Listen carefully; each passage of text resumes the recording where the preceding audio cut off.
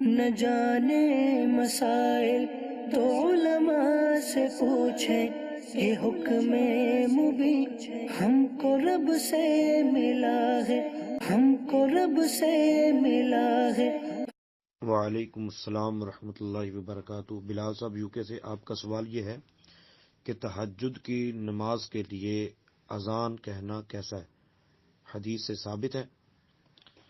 تو اس حوالے سے مرآت المناجی شرح مشکات المصابیح جلد نمبر 1 صفحہ نمبر 398 پر مفتی احمد یار خان نعیمی رحمۃ اللہ تعالی علیہ بخاری اور مسلم کی ایک روایت کہ حضرت عبداللہ ابن عمر رضی اللہ تعالی عنہ سے روایت کہ رسول پاک صلی اللہ علیہ وسلم نے فرمایا، بلال رات میں اذان دیتے ہیں، تم کھاتے پیتے رہو حتیٰ کہ عبداللہ بن ام مکتوم اذان دیں۔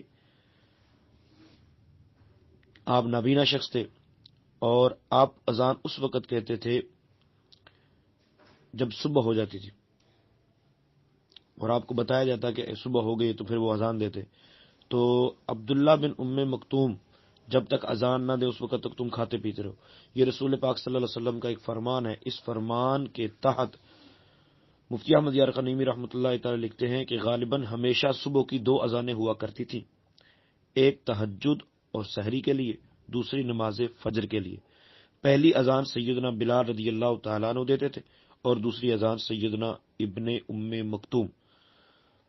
تو اس سے 2 باتیں ثابت ہو گئیں۔ ایک بات تو یہ جو آپ کے سوال میں ہے کہ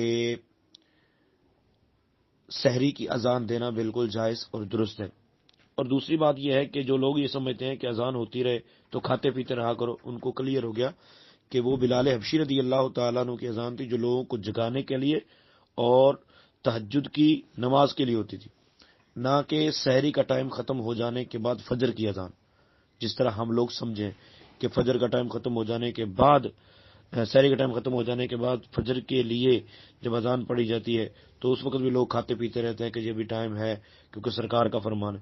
تو نبی پاک صلی اللہ علیہ وسلم کے فرمان کو غلط طور پر لے جاتے ہیں۔ اسی فرمان کے تحت مفتی صاحب نے لکھا ہے کہ تہجد کے لیے بھی اذان ہوا کرتی تھی۔